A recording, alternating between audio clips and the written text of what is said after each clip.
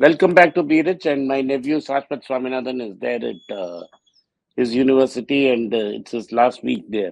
Vinod is away at Greece, and so I had to fill in for Vinod. And so we are going to discuss the article that me and Shashwat wrote for the Hindu on private equity. Why equity is basically a fraud. I am not saying this. Warren Buffett said this, that private equity is basically a fraud. I can say that I concur with Warren Buffett, and we wanted to discuss why we consider private equity a fraud. It's a There is no transparency in private equity, and private equity basically depends on loose monetary policy, where interest rate is zero, and it's a rich man's club where they play poker or they play rolling the dice. They play the role of a dice. They're not even poker. Poker is intelligent game. They pay rolling a dice, and whatever wins, whatever is their fancy, they do. They have astronomical valuations, and so let's dig deep into it. And Shashwat will explain the premise of the article to us. Over to you, Shashwat. Yeah. So first off, the article states that private equity funds and its close cousin SPACs have suffered enormously under the pressure of hiking interest rates. So this is a topic which we've covered multiple times, but then we haven't looked at the link explicitly between private equity, SPACs, and venture funds, and your this thing interest rates. But so what you see with the funding for these funding for venture capital and private equity and SPACs is that with 0% interest rates and in some countries negative interest rates, the idea is that money is free to go anywhere and everywhere. So you go into high risky opportunities to make money, and that's what intelligent investor Benjamin Graham talks about. He says that is something you should avoid altogether if possible. He says aim for moderate returns, but that is something which private equity flips on its head as a concept. So private equity basically says, I will look at a company, I will take it over, I will run it and polish it up for a few years, and then I'll pass it out either through an IPO or I'll sell it to someone else. And private equity can either take a public company private, like Dell. So the case study of Dell was something which I had analyzed for a report, and which my uncle and I have talked about before. So the case with Dell was was that Silver Lake or Silver Moon, whatever the private equity Silver firm was, Lake. Silver Lake, yeah, Silver Silver Lake. Lake Yeah. took over Dell and turned it around over. Well, actually, Silver Lake didn't do much, but Michael Dell himself turned Dell around and pivoted it into a cloud company. But anyway, regardless, that's sort of what private equity firms do. And the idea is that private equity firms leverage to buy out. It's not that they have all the money which they need. Warren Buffett, when he buys a company, you will see that he has $120 billion sitting there in reserves. Tomorrow, if he calls up whatever bank he has his money in, they're going to give him the money just like that. He has enormous capital at his disposal. But what you see with private equity firms is they have a portion of whatever capital which you need to buy out a certain company. What they end up doing is they have their assets and they leverage it. So they say, okay, I have 20% of the total amount. Let's say this company cost me 100 rupees to buy. I have 20 rupees in my pocket. I will leverage it for the rest of the 80 rupees, and I'll basically buy out this company and take it over, and I'll turn a profit. Once I turn a profit, I'll be able to pay off this loan back with interest. Now, the idea here is that interest rates are at 0%. So even the measly amount of interest rate they have to pay makes it so that whatever capital gains they get from turning it over is something which they can pocket, apart from costs of doing this. So that's how private equity firms operated in the zero interest rate market, and that was yeah that and Greenspan's foot was what it's called, was what we talked about in the article. Greenspan's foot was basically the post 2008 crash, the easy monetary policy which came about. Alan Greenspan, who was the US this thing Federal Reserve governor. Greenspan started it in 2000, Yeah, and this continued till the financial crash of 2008. The interest rates never really went up. yeah. And immediately there were bailouts and quantitative easing and so and such.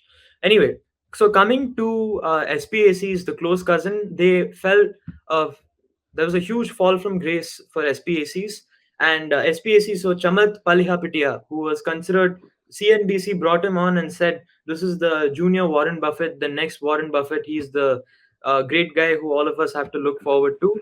He had an enormous fall from grace from the year 2017 when this was touted till now, where a lot of his SPACs he had to dissolve it. Like he had two, I think, two SPACs which he had to dissolve because they couldn't find a company to buy out because interest rates were too high and they lacked the capital to be able to purchase anything good.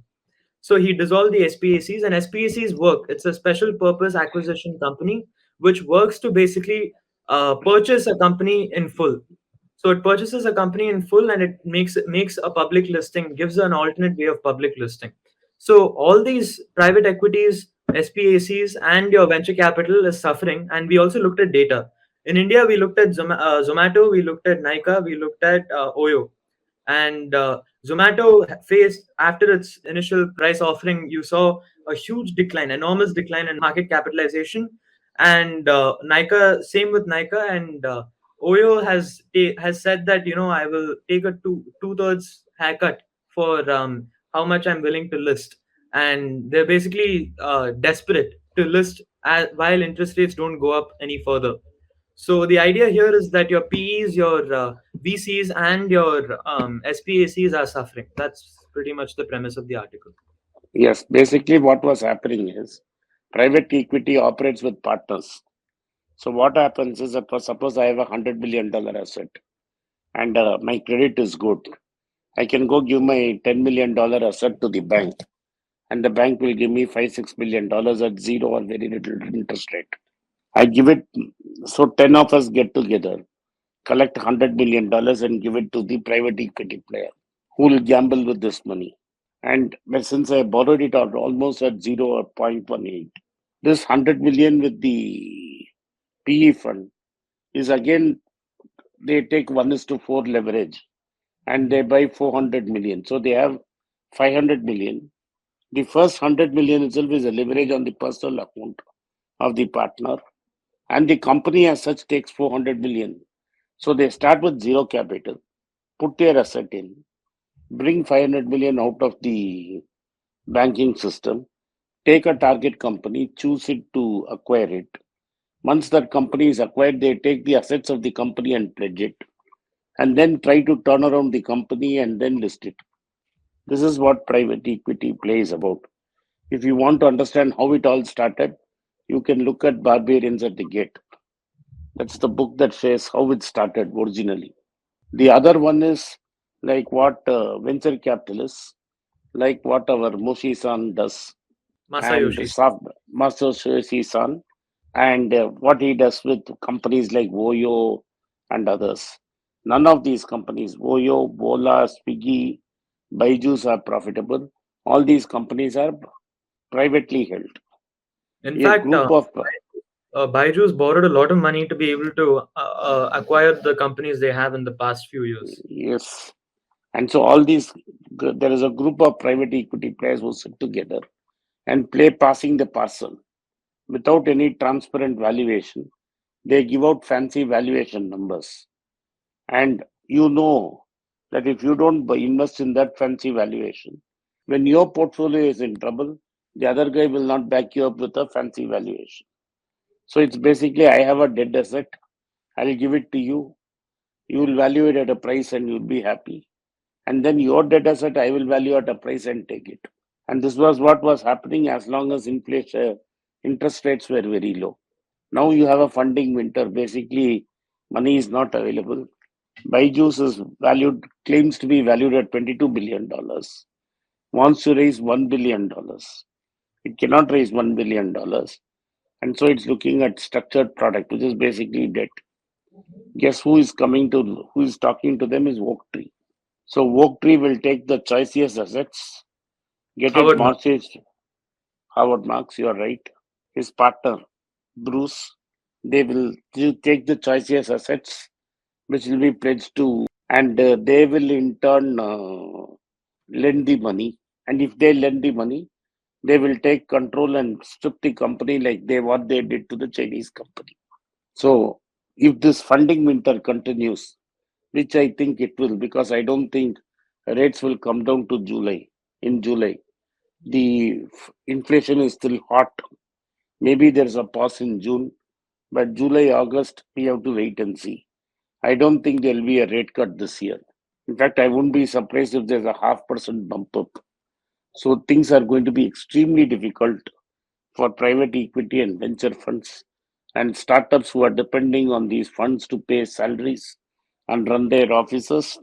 People are suddenly going to be asking for profits. Yeah. So till interest rates decline, this problem is not going to go away. There is Yeah. a lot of liquidity sloshing around, but that liquidity will go into markets which are already where the stocks are listed. Yeah. Private equity will find it extremely difficult to raise money. There is definitely a winter, and a lot of these startups will lose capital, lose people, and lose market share. This is definitely going to happen. Yeah. Um, so that pretty much sums up our article. That sums up the article. Thank you for watching, Biraj. If you like the content, hit the like button for this video. Subscribe to our channel and turn on the bell notification. If you do not turn on the bell notification, you will not be notified every time we put out a video. Once again, I thank you for your support for Biraj. We had a meeting in Singapore. I was very pleased with the results. Indians received me with great love and affection, and I enjoyed my time in Singapore. The meeting was a big success, and I could meet up people from various walks of life. I miss going to Kuala Lumpur, which is very close to Singapore, just 4 hours drive, and I have been asked to come there. So my team decided on the 11th of June, Sunday, we would do an event in Kuala Lumpur. If you would like to meet me in Kuala Lumpur, kindly send a message at the WhatsApp number given below and or drop a mail to the mail ID given below. My team would contact you at earliest. Once again, I thank you for your support for Biraj. It's a great privilege and honor that so many of you in thousands have subscribed to my channel and have supported me. I have written 2 books in English, The Alchemy of Money and Ordinary Stocks, Extraordinary Profits. These books are published by us and are ready. If you want to procure a copy, send us a message to the WhatsApp number given below and my team would respond to you. If you want an Amazon Kindle copy, you can click the link below. Finally, those who wish to consult with me can send a mail to brechenglish@gmail.com. Once again, I thank you for your support. If you like this video, press the subscribe button of my channel, hit the like button and turn on the bell notification.